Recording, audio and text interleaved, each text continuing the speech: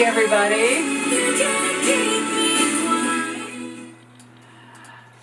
I'm getting ready for a webinar that I'm doing on an open mic session. This is always kind of an uncertain webinar to do because I invite people to come in and share their situations about difficult people, and we try to find a way for them to say no and to not accept the bad behavior with their silence. So I get asked a lot about how did I learn how to do this? And I have to tell you, I was really happy doing my career, building world-class organizations, traveling the world, and then all of a sudden I had to step back away, right? And I had to put my life back together again. And one of my very first assignments in training was to go into a location where they had had hazing so bad that they had killed somebody. And yes, that does happen in the United States. And yes, it's a fairly well-known company. The organization was not found liable, although they felt liable, and they should have. And so in this situation, there were 12 bullies who basically ran the culture of 500 people. And those 12 bullies determined who had a job and who didn't have a job. And this was a place that was a really great paying job for individuals that didn't have a high school diploma, didn't have a college degree, and really needed to support their family. So there's always a long list of people who want to have a job at this place. Well, if any one of these 12 bullies don't like you, then they'll make you quit. And so what they do is they intimidate people into leaving. And I had to face those 12 bullies and figure out how to change the culture. And so the director of HR and I came up with a plan. We would put one bully into every class, and I'd be doing a class on, communication or interpersonal skills, whatever that might be. But during that class, I was to find the bully, because I didn't know who they were, and I was to identify them, and I was to trigger them. And if I could trigger them, and I could handle it, and then pitch it out to the rest of the group, and if the class said no to that bully, we'd have success. Never done it before. Didn't know if it was going to work. So I'm in class and I'm in with the lead bully.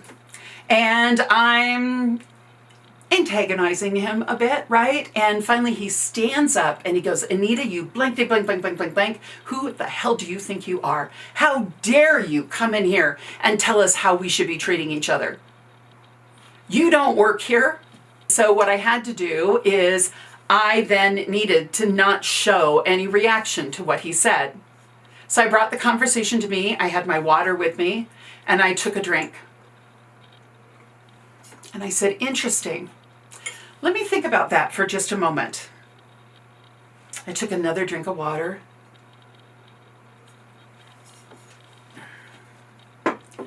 And then I stopped making eye contact with him. And I addressed the rest of the group. I said, "What do the rest of you think about that? Should he be able to speak to me like that? Should he be able to curse me out like that? What do you think?" Dead silence. Dead silence. And I let it hang for like 2 minutes. I said, "What do you all think?" Finally, a gentleman on the other side of the room stood up. Little 90-pound guy. Now this bully was 6'4". He was bulked out. You could tell that he had muscles everywhere. Very intimidating. And this little guy, he's 90 pounds. He stands up. He's got an orange hat on, and they call them pumpkin heads when they're brand new with the organization. And he stands up and he says, "No, ma'am. He shouldn't be able to speak to you like that. We don't talk to our children that way. We don't talk to our wives that way. We don't talk to the grocery store clerks that way. He shouldn't be able to do that."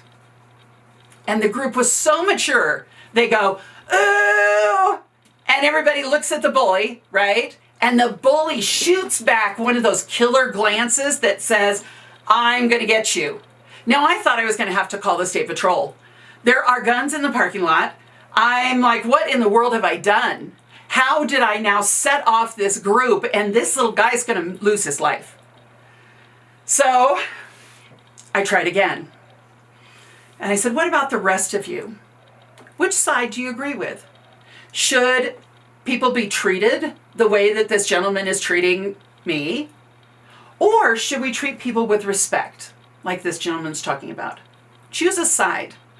Which one should we do? Again, 2 minutes. Silence. And then there's a gentleman that stands up in the back of the room. He's 6'6", right? He is tall.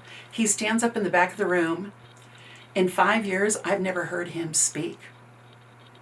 He walks over to the guy with the orange hat on, and he pats him on the back, and the bully sat down. It was done. That spread like wildfire all throughout the organization. We didn't have to fire any of the bullies. We just needed role model leaders who would say no. That gentleman, I found out, was a 40-year employee. People respected him. He always did the right thing. And he was the one that made the decision that said these bullies need to go. After that, it was cleaning up, right? It was teaching everybody else on how to say no continuously to make sure that we never get into this place again. That little guy with the orange hat and that big 6'6" guy that was an informal leader, they saved that company's culture. And for the next 5 years, I got to work with them.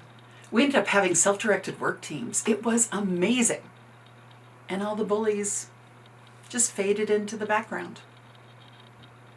So next time you're faced with something like that, think about a way that you could get an informal leader to stand up and join in.